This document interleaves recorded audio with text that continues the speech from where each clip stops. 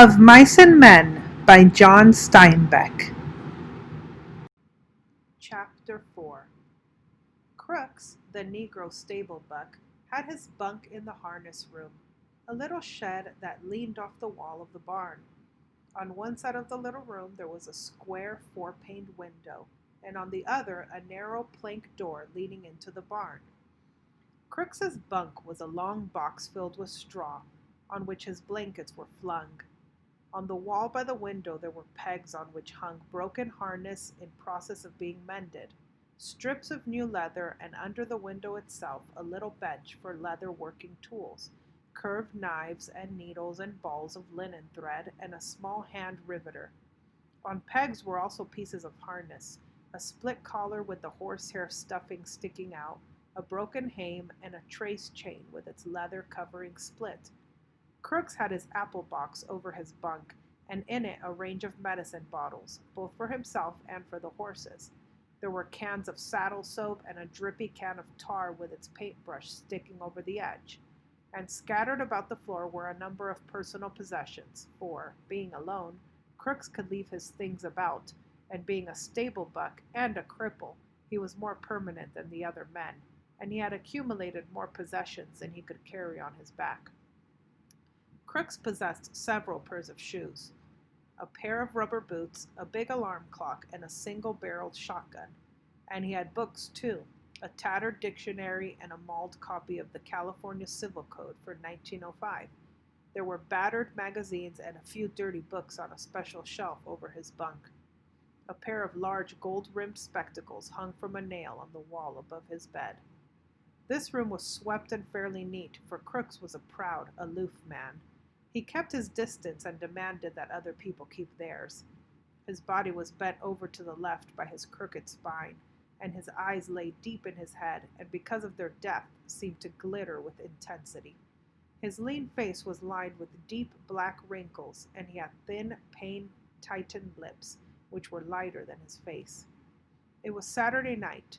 Through the open door that led into the barn came the sound of moving horses, of feet stirring, of teeth champing on hay, of the rattle of halter chains. In the stable buck's room a small electric globe threw a meager yellow light. Crooks sat on his bunk. His shirt was out of his jeans and back. In one hand he held a bottle of liniment, and with the other he rubbed his spine. Now and then he poured a few drops of the liniment into his pink-palmed hand and reached up under his shirt to rub again. He flexed his muscles against his back and shivered. Noiselessly, Lennie appeared in the open doorway and stood there looking in, his big shoulders nearly filling the opening. For a moment Crooks did not see him, but on raising his eyes he stiffened and a scowl came on his face. His hand came out from under his shirt. Lennie smiled helplessly in an attempt to make friends. Crooks said sharply, "You got no right to come in my room. This here's my room. Nobody got any right in here but me." Lennie gulped, and his smile grew more fawning. "I ain't doing nothing," he said. "Just come to look at my puppy. And I seen your light," he explained. "Well, I got a right to have a light." "You go on, get out of my room. I ain't wanted in the bunkhouse, and you ain't wanted in my room." "Why you ain't wanted?" Lennie asked. "'Cause I'm black. They play cards in there, but I can't play because I'm black. They say I stink. Well, I tell you, all of you stink to me." Lennie flapped his big hands helplessly. "Everybody went into town," he said. "Slim and George and everybody. George says I ought to stay here and not get in no trouble. I seen your light." "Well, what do you want?" "Nothing. I seen your light. I thought I could just come in and set." Crooks stared at Lennie, and he reached behind him and took down the spectacles and adjusted them over his pink ears and stared again. "I don't know what you're doing in the barn anyway," he complained. "You ain't no Skinner. There's no call for a bucker to come into the barn at all. You ain't no Skinner. You ain't got nothing to do with the horses." "The pup," Lennie repeated. "I come to see my pup." "Well, go see your pup then. Don't come in a place where you're not wanted." Lennie lost his smile. He advanced a step into the room, then remembered, and back to the door again. "I looked at him a little. Slim says I ain't to pet him very much." Crooks said, "Well, you've been taking him out of the nest all the time. I wonder the old lady don't move 'em someplace else.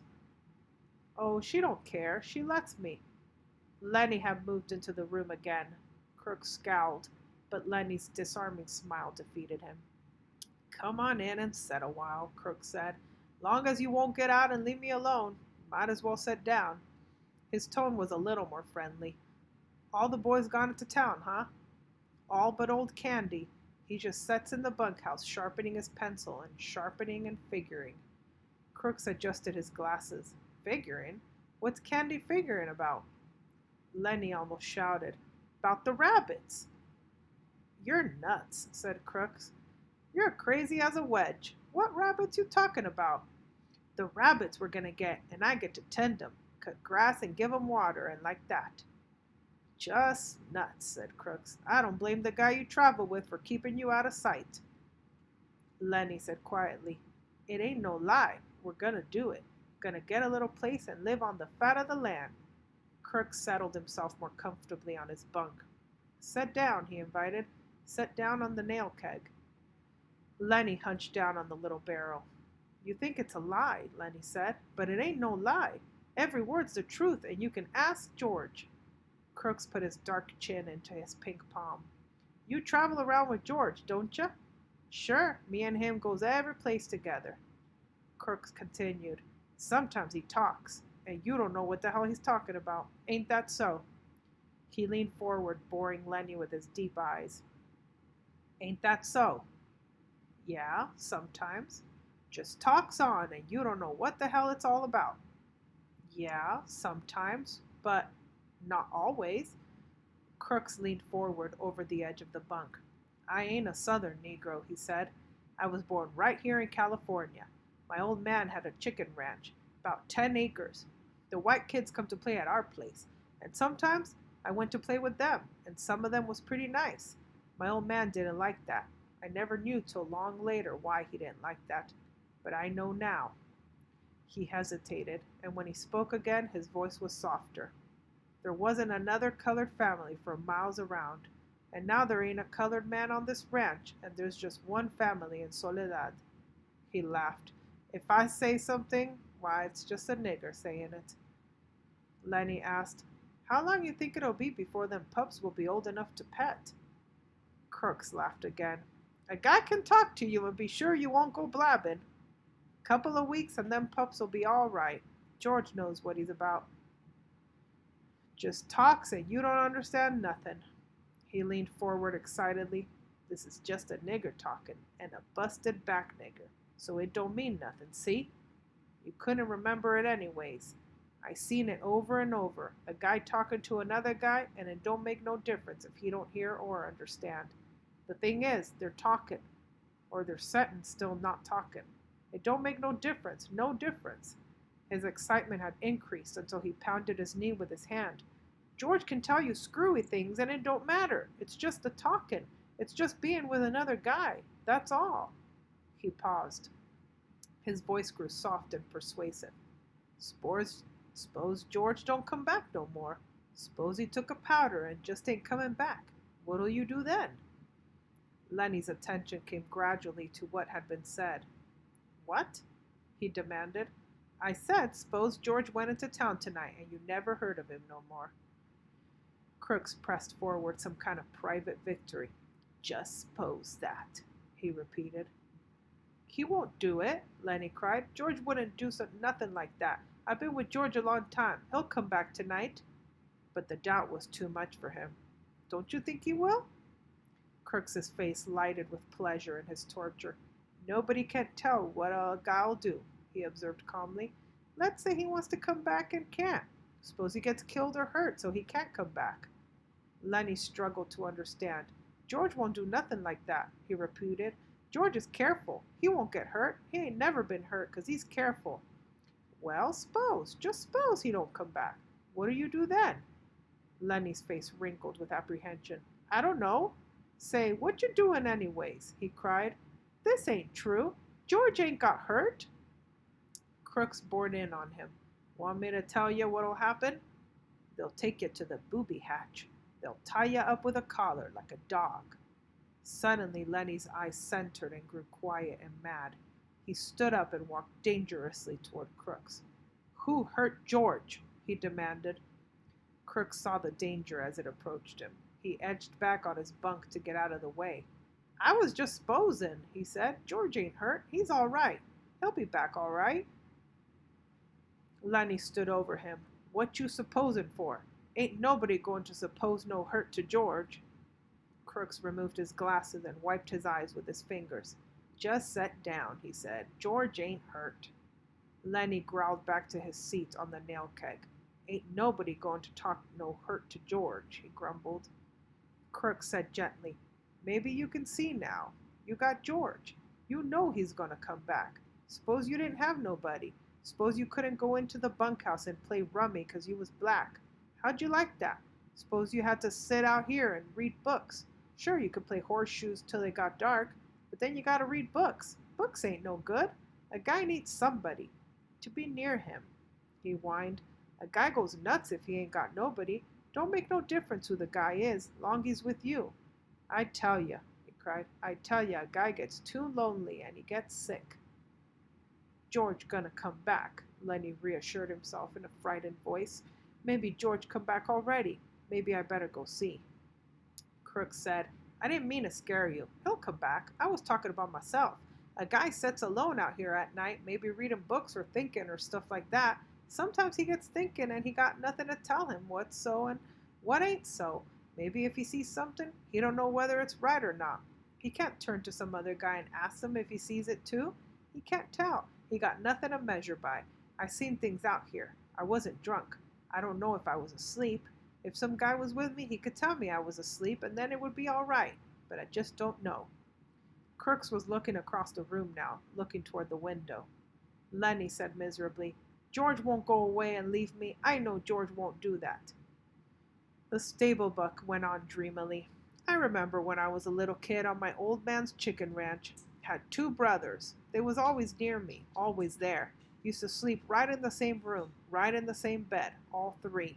Had a strawberry patch. Had an alfalfa patch. Used to turn the chickens out in the alfalfa on a sunny morning.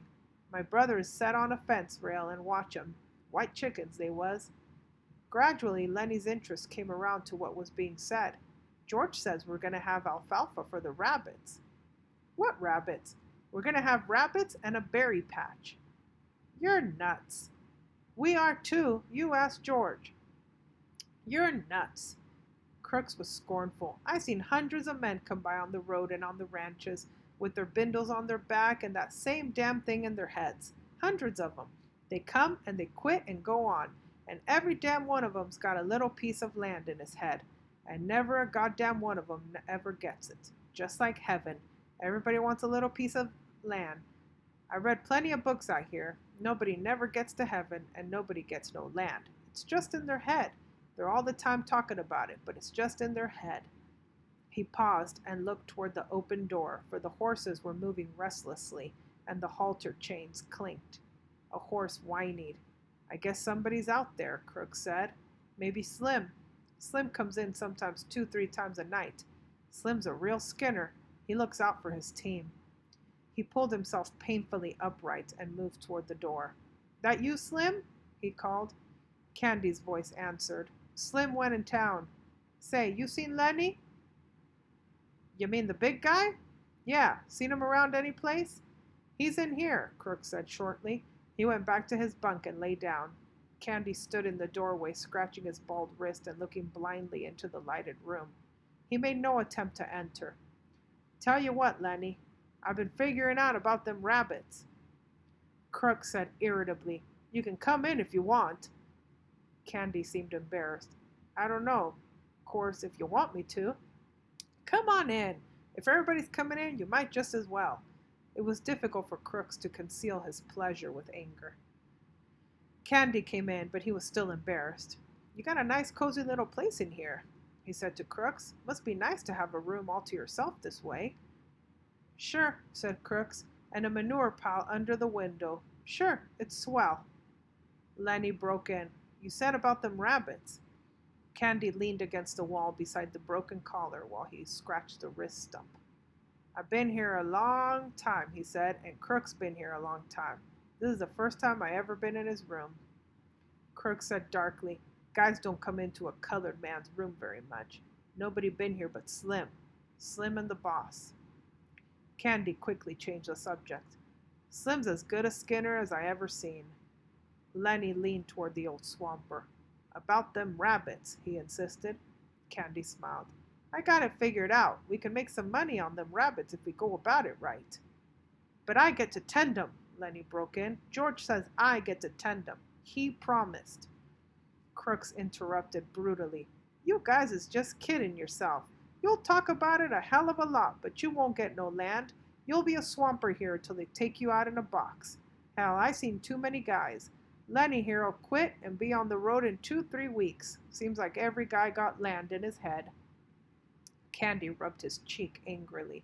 You goddamn right we're gonna do it. George says we are. We got the money right now. Yeah? Said Crooks. And where's George now? In town in a whorehouse. That's where your money's going. Jesus, I seen it happen too many times. I seen too many guys with land in their head. They never get none under their hand. Candy cried. Sure, they all want it. Everybody wants a little bit of land, not much, just something that was his, something he could live on, and there couldn't nobody throw him off of it. I never had none. I planted crops for damn near everybody in this state, but they wasn't my crops, and when I harvested them, it wasn't none of my harvest. But we gotta do it now, and don't make no mistake about that. George ain't got the money in town. That money's in the bank. Me and Lennie and George. We're gonna have a room to ourselves. We're gonna have a dog and rabbits and chickens. We're going to have green corn and maybe a cow or a goat. He stopped, overwhelmed with his picture. Crooks asked, You say you got the money? Damn right, we got most of it. Just a little bit more to get. Have it all in 1 month. George got the land all picked out, too. Crooks reached around and explored his spine with his hand. I never seen a guy really do it, he said. I seen guys nearly crazy with loneliness for land, but every time a whorehouse or a blackjack game took what it takes. He hesitated. If you guys would want a hand to work for nothing. Just his keep, why, I'd come and lend a hand. I ain't so crippled I can't work like a son of a bitch if I want to. Any of you boys seen Curley? They swung their heads toward the door. Looking in was Curley's wife. Her face was heavily made up. Her lips were slightly parted. She breathed strongly as though she had been running. Curley ain't been here, Candy said sourly. She stood still in the doorway, smiling a little at them, rubbing the nails of one hand with the thumb and forefinger of the other, and her eyes traveled from one face to another. They left all the weak ones here, she said finally. Think I don't know where they all went? Even Curley. I know where they all went. Lennie watched her fascinated, but Candy and Crooks were scowling down away from her eyes. Candy said, Then if you know, why you want to ask us where Curley is at? She regarded them amusedly. Funny thing, she said, if I catch any one man and he's alone, I get along fine with him, but just let 2 of the guys get together and you won't talk. Just nothing but mad. She dropped her fingers and put her hands on her hips. You're all scared of each other, that's what. Every one of you's scared the rest is going to get something on you. After a pause, Crooks said, Maybe you better go along to your own house now. We don't want no trouble. Well, I ain't giving you no trouble. Think I don't like to talk to somebody every once in a while? Think I like to stick in that house all the time? Candy laid the stump of his wrist on his knee and rubbed it gently with his hand. He said accusingly, You got a husband. You got no call fooling around with other guys, causing trouble. The girl flared up. Sure I got a husband. You all seen him. Swell guy, ain't he? Spends all his time saying what he's going to do to guys he don't like, and he don't like nobody. Think I'm going to stay in that 2x4 house and listen how Curley's going to lead with his left twick and then bring in the old right cross? 1-2, he says. Just the old 1-2 and he'll go down. She paused and her face lost its sullenness and grew interested. Say, what happened to Curley's hand? There was an embarrassed silence. Candy stole a look at Lennie. Then he coughed. Why, Curley, he got his hand caught in a machine, ma'am. Bust his hand. She watched for a moment and then she laughed. Baloney! What, you think you're selling me? Curley started somping he didn't finish. Caught in a machine? Baloney. Why, he ain't give nobody the good old 1-2 since he got his hand bust. Who bust him? Candy repeated suddenly. Got it caught in a machine. All right, she said contemptuously. All right, cover him up if you want. What do I care? You bindle bums think you're so damn good? What do you think I am, a kid? I tell you I could have went with shows. Not just one, neither. And a guy told me he could put me in pictures. She was breathless with indignation. Saturday night. Everybody out doing something. Everybody. And what am I doing? Standing here talking to a bunch of bindle stiffs. A nigger and a dum-dum and a lousy old sheep. And liking it because they ain't nobody else. Lennie watched her, his mouth half open. Crooks had retired into the terrible protective dignity of the Negro. But a change came over old Candy. He stood up suddenly and knocked his nail keg over backward. I had enough, he said angrily. You ain't wanted here. We told you you ain't. And I tell you, you got floozy ideas about what us guys amounts to. You ain't got sense enough in that chicken head to even see that we ain't stiffs. Suppose you get us canned. Suppose you do. You think we'll hit the highway and look for another lousy two-bit job like this?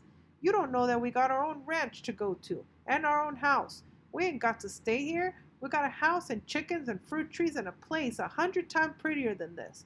And we got friends, that's what we got. Maybe there was a time when we was scared of getting canned, but we ain't no more. We got our own land, and it's ours, and we can go to it. Curly's wife laughed at him. Baloney, she said. I seen too many, you guys. If you had 2 bits in the world, why you'd be in getting 2 shots of corn with it and sucking the bottom of the glass. I know you guys. Candy's face had grown redder and redder, but before she was done speaking, he had control of himself. He was the master of the situation. I might have knew, he said gently. Maybe you just got better. Go along and roll your hoop. We ain't got nothing to say to you at all. We know what we got, and we don't care whether you know it or not. So maybe you better just scatter along now, 'cause Curly maybe ain't gonna like his wife out in the barn with us bindle stiffs. She looked from one face to another, and they were all closed against her. And she looked longest at Lennie until he dropped his eyes in embarrassment. Suddenly she said, Where'd you get them bruises on your face? Lennie looked up guiltily. Who? Me? Yeah, you. Lennie looked to Candy for help, and then he looked at his lap again. He got his hand caught in a machine, he said. Curly's wife laughed. Okay, machine. I'll talk to you later. I like machines. Candy broke in. You let this guy alone. Don't you do no messing around with him. I'm going to tell George what you says. George won't have you messing with Lennie. Who's George? She asked. The little guy you come with? Lennie smiled happily. That's him, he said. That's the guy, and he's going to let me tend the rabbits. Well, if that's all you want, I might get a couple rabbits myself. Crooks stood up from his bunk and faced her. I had enough, he said coldly. You got no rights coming in a colored man's room. You got no rights messing around in here at all. Now you just get out and get out quick. If you don't, I'm going to ask the boss not to ever let you come in the barn no more. She turned on him in scorn. Listen, nigger, she said. You know what I can do to you if you open your trap? Crooks stared hopelessly at her, and then he sat down on his bunk and drew into himself. She closed on him. You know what I could do? Crooks seemed to grow smaller, and he pressed himself against the wall. Yes, ma'am. Well, you keep your place then, nigger. I could get you strung up on a tree so easy, it ain't even funny. Crooks had reduced himself to nothing. There was no personality, no ego, nothing to arouse either like or dislike. He said, Yes, ma'am, and his voice was toneless. For a moment she stood over him as though waiting for him to move so that she could whip at him again. But Crooks sat perfectly still, his eyes averted, everything that might be hurt drawn in. She turned at last to the other two. Old Candy was watching her, fascinated. If you was to do that, we'd tell, he said quietly. We'd tell about you framing Crooks. Tell and be damned, she said. Nobody'd listen to you, and you know it. Nobody'd listen to you. Candy subsided. No, he agreed. Nobody'd listen to us. Lennie whined. I wish George was here. I wish George was here. Candy stepped over to him. Don't you worry none, he said. I just heard the guys coming in. George will be in the bunkhouse right now, I bet. He turned to Curly's wife. You better go home now, he said quietly. If you go right now, we won't tell Curley you was here. She appraised him coolly. I ain't sure you heard nothing. Better not take no chances, he said. If you ain't sure, you better take the safe way. She turned to Lennie.